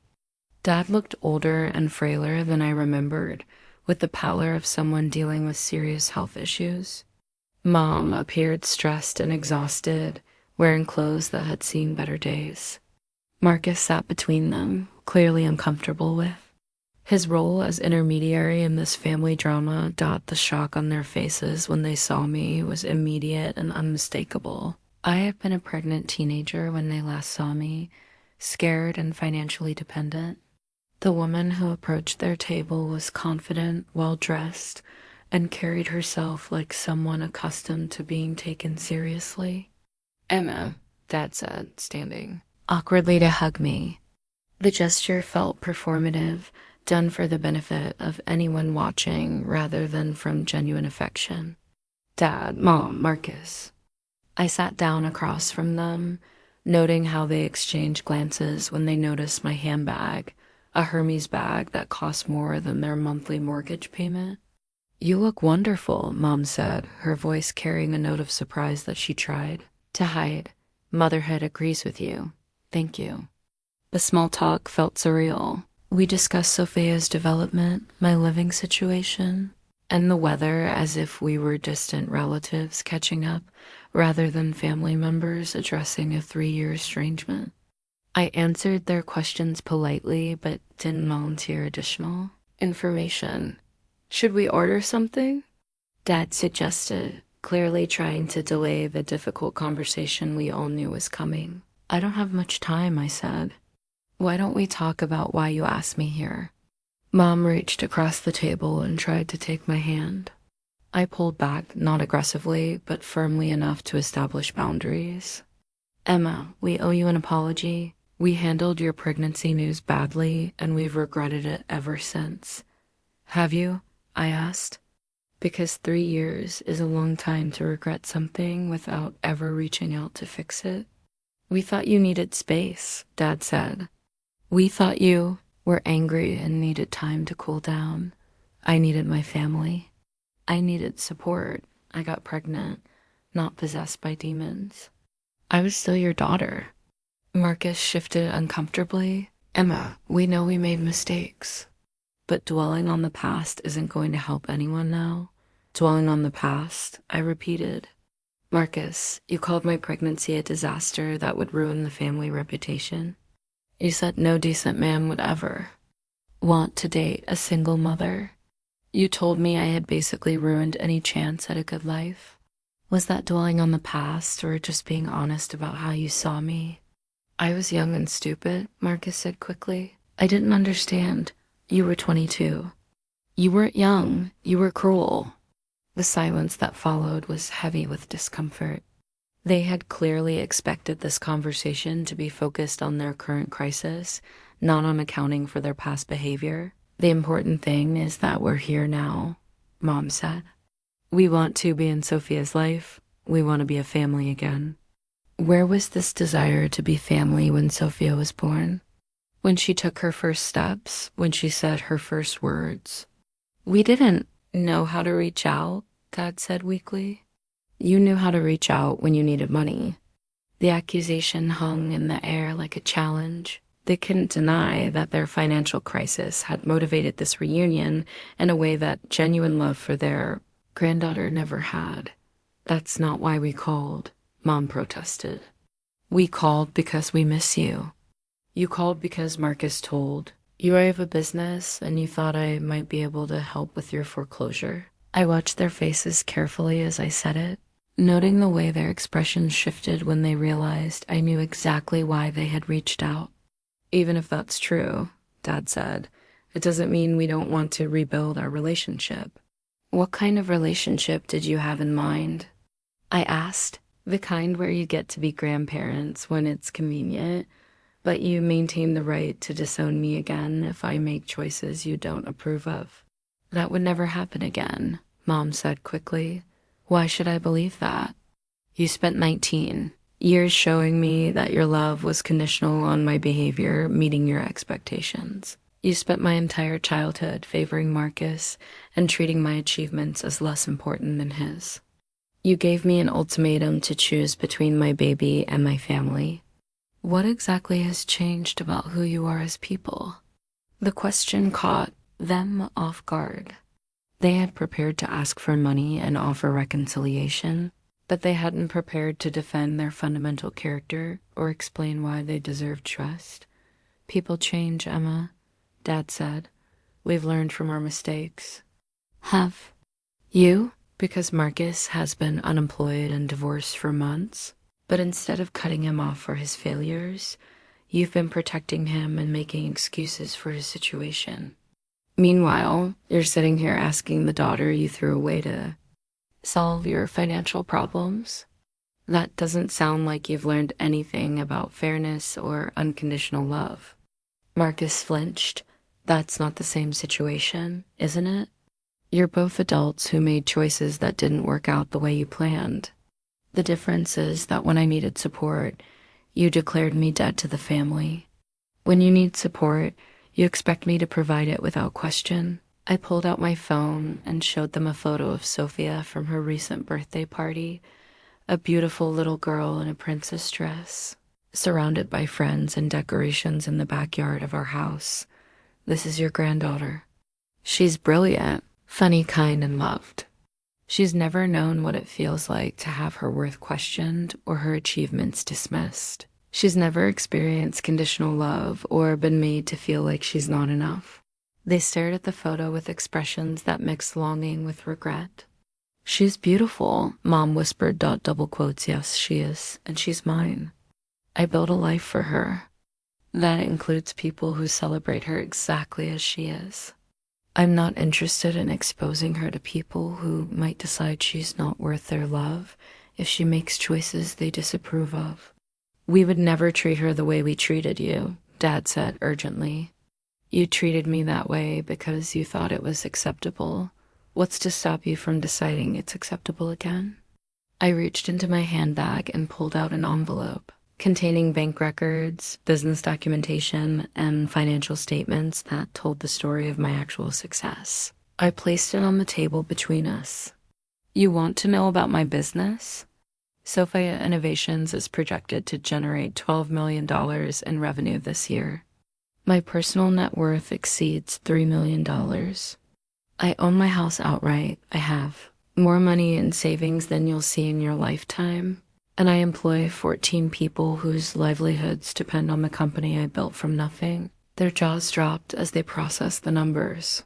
This wasn't the struggling single mother they had imagined asking for help. This was someone who could solve their problems without even noticing the expense. 12 million, Marcus whispered. The daughter you threw away for making irresponsible choices became more financially successful than any of you ever dreamed of being. The pregnancy you called a disaster created the motivation that drove me to build something extraordinary. I stood up, leaving the envelope on the table. I'll pay for Dad's medical bills. I'll cover what you need to keep him healthy. But I won't save your house. And I won't pretend we're a family again just because you finally realized I'm worth more than you thought. Emma, please, Mom called as I walked away. I turned back to face them one last time. My daughter will know her medical history and her heritage, but she won't know people who might abandon her if she disappoints them. Some things are more important than money, and some mistakes can't be fixed with an apology that comes 3 years too late. I left them sitting at that table with the evidence of my success and the reality of their limitations. They had expected to rescue themselves through reconciliation with the daughter they had discarded. Instead, they discovered that their discarded daughter had become someone who didn't need their approval or their presence. The original family photo they had thrown away when they abandoned me was now replaced by photos of Sophia and me too. People who had built a real family based on unconditional love rather than conditional acceptance. The decision to help with Dad's medical bills while maintaining strict boundaries about everything else took 3 days of careful consideration. I consulted with my attorney, my financial advisor, and my therapist before settling on an approach that felt both compassionate and protective. I arranged for Dad's medical expenses to be paid directly to the healthcare providers, ensuring the money would be used for its intended purpose while preventing any possibility of it being redirected to other financial problems. The total came to $47,000, a substantial amount for them, but less than Sophia Innovations. Made in 2 days of average sales. The check came with a letter that outlined my terms clearly and legally. I would cover current and future medical expenses related to Dad's heart condition, but only with direct payment to medical providers. There would be no additional financial assistance for any other purpose. Most importantly, my assistance came with legally enforceable conditions about contact with Sophia and me. The letter was drafted by my attorney in language that left no room for misinterpretation. This assistance is provided as a one-time gesture of compassion and does not constitute an acknowledgement of family obligations or a desire to resume family relationships. Any attempt to use this assistance as leverage for increased contact, any attempt to approach Sophia Rodriguez without explicit written permission from Emma Rodriguez, or any attempt to publicly discuss this assistance will result in the immediate cessation of medical support and the pursuit of legal remedies, including restraining orders. I had learned from successful businesswomen in my network that boundaries without enforcement mechanisms are just suggestions. My family had already proven they couldn't be trusted to respect emotional boundaries, so I created legal ones they couldn't ignore. The response came from Marcus, not my parents, which told me everything I needed to know about the family dynamics. He called 3 days after my attorney delivered the letter and medical payment confirmation. Emma, this is incredibly generous, but the restrictions seem harsh. The restrictions protect Sophia and me from people who have already demonstrated that their love comes with conditions. We're not going to hurt Sophia. She's our granddaughter. You hurt me and I was your daughter. Being related doesn't make someone safe, Marcus. It just makes their betrayal more damaging, but a restraining order, that seems extreme. I was sitting in my home office, looking at Sophia's school enrollment papers for the exclusive preschool she would be starting in the fall. Her last name was Rodriguez, like mine, but her emergency contacts were my friends and business associates. People who had proven they could be trusted with what mattered most to me. Marcus, you told me when I was pregnant that I had ruined my life and no decent man would ever want me. Mom and Dad gave me an ultimatum to choose between my baby and my family. You all threw my belongings in garbage bags and changed the locks while I was at a prenatal appointment. What exactly about that history suggests you should have unrestricted access to my daughter? We were wrong then, but we're different people. Now, are you?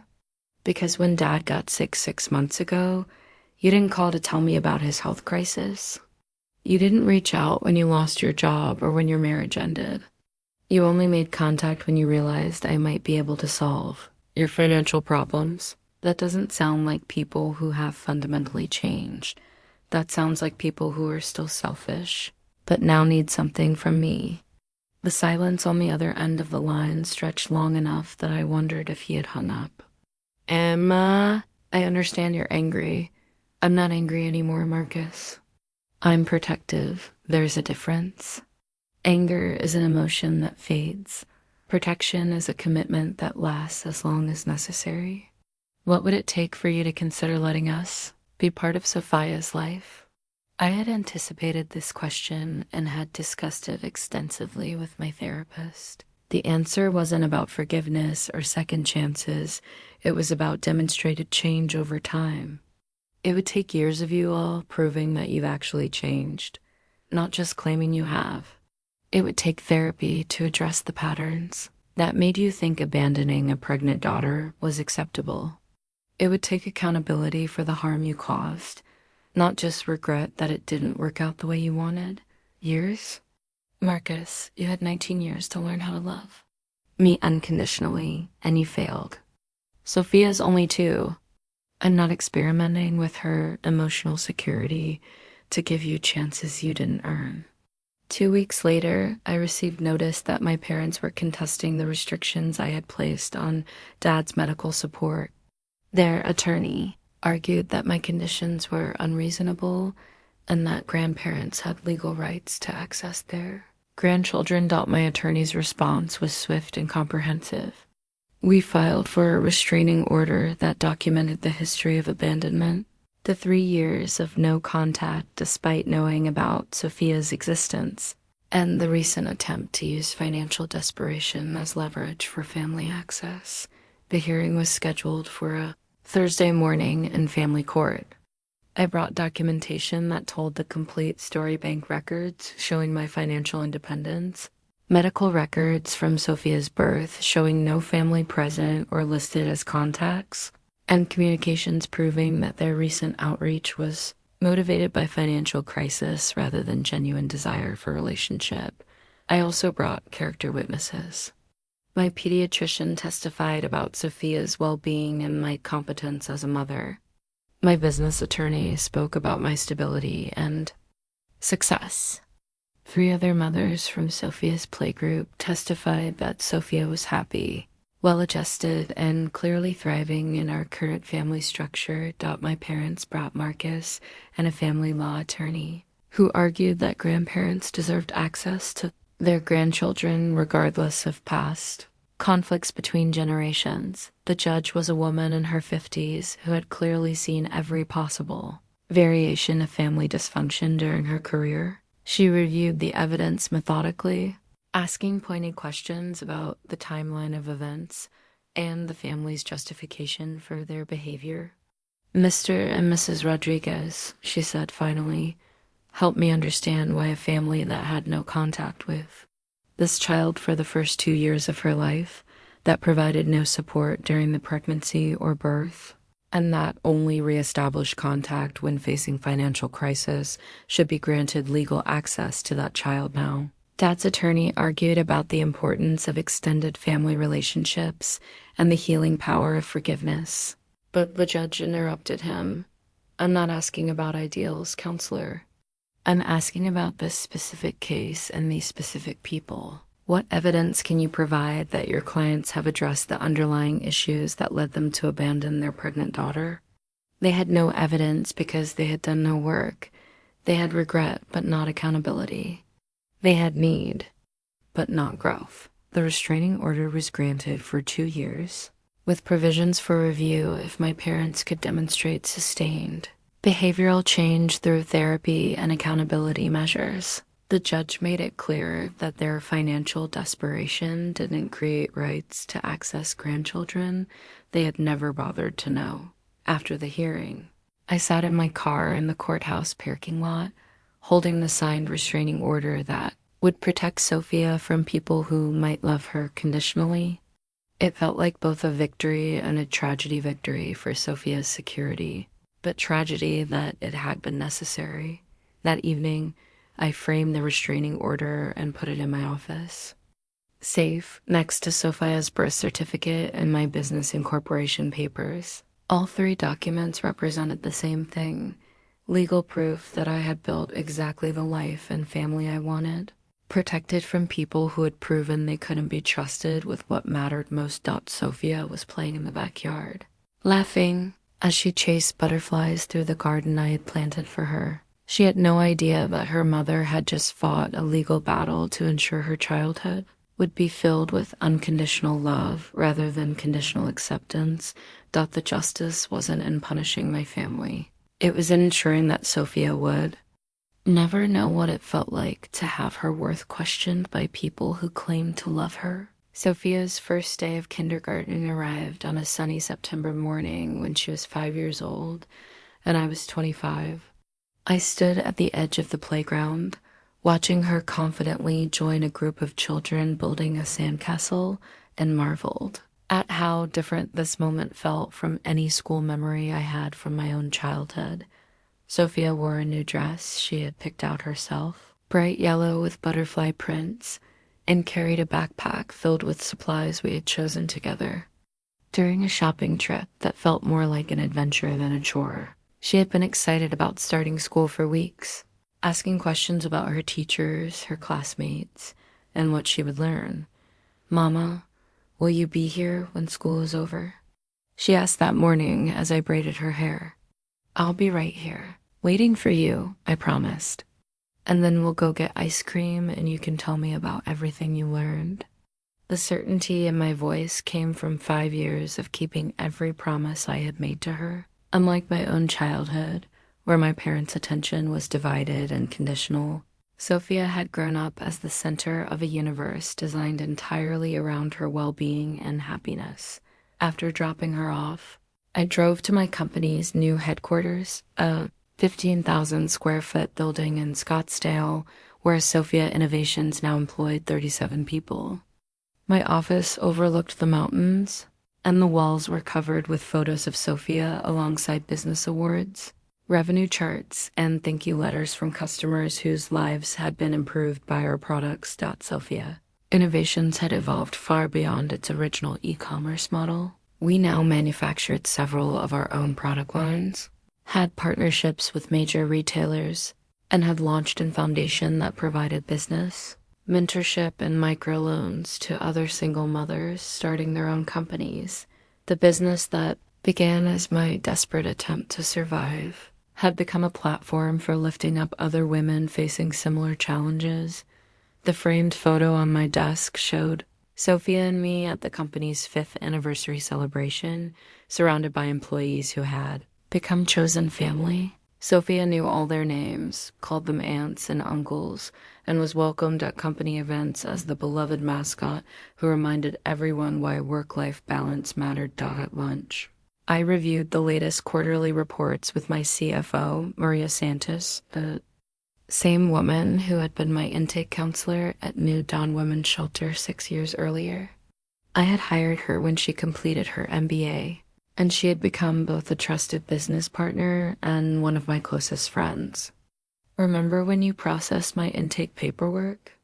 I asked as we reviewed projections showing Sophia Innovations on track to hit $50 million in annual revenue. "You were so secretive about your freelance work," Maria laughed. I had no idea I was processing the future CEO of a major company into the shelter system. I had no idea either. I was just trying to survive one day at a time, and now look what you've built. Not just the business, but the foundation, the scholarship program, the mentorship network. You've created something that changes lives. The foundation work had become increasingly important to me as Sophia grew older and I had more resources to share. We provided grants to pregnant teenagers pursuing education, offered business training to women leaving shelter systems, and funded childcare programs that allowed single mothers to build careers without sacrificing time with their children. Every month, I received letters from women whose lives had been changed by programs Sophia Innovations supported. Reading their stories reminded me that my family's rejection had set in motion events that ultimately helped thousands of other families in crisis. When school ended that afternoon, I was waiting in the pickup line like I had promised, watching for Sophia's bright yellow dress among the crowd of children streaming out of the building. She spotted me immediately and ran over with the kind of enthusiasm that made my heart swell with gratitude for the life we had built together. "Mama, guess what I learned today?" she said, climbing into her car seat with practiced efficiency. "Tell me everything," I said, and I meant it. Unlike my own parents, who had often been too distracted or dismissive to really listen, I treasured these moments when Sophia shared her world with me, as she chattered about her teacher, her new friends, and the books they had read during story time. I thought about the cycle I had broken. Sophia would grow up knowing that her achievements mattered, that her voice was valued, that her dreams were worth pursuing. She would never question whether she was loved enough or successful enough to deserve her family's support. That evening, after homework was finished and bedtime stories were read, I sat in my office updating the journal I had been keeping since Sophia's birth. It documented not just our life together, but the growth of Sophia Innovations and the impact we were having on other families. The journal entry for that day read, "Sophia started kindergarten today, confident and excited. She has no idea that her mother spent her own kindergarten years desperately trying to earn approval that would never come. The cycle of conditional love ends with her." Later that night, I received an email from Marcus. It was his first communication since the restraining order had been granted 2 years earlier. The subject line read, "Congratulations," and the message was brief. "Emma, I saw the article about Sophia Innovations in the business journal. I had no idea how successful you've become. I'm proud of what you've built, and I'm sorry for everything our family put you through.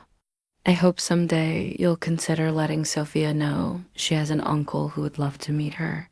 But I understand if that's not possible. Take care of yourself and that beautiful little girl."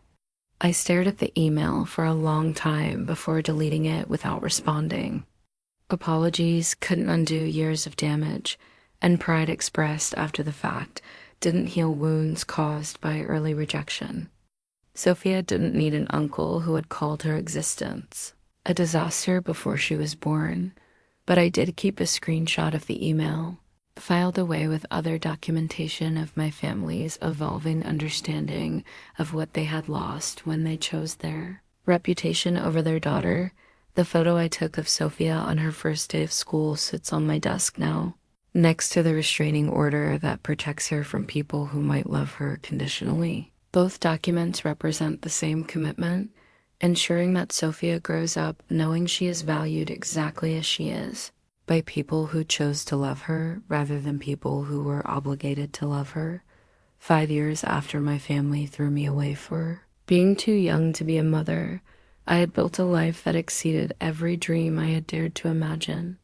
But more importantly, I had built a family based on unconditional love, chosen support, and the radical idea that some mistakes create opportunities. For extraordinary grace that Sophia would never know what it felt like to be abandoned by people who claimed to love her. That was the real legacy I was building, not just a successful business, but a generation raised with the security of knowing that love doesn't come with conditions, and family is built through commitment, not just genetics.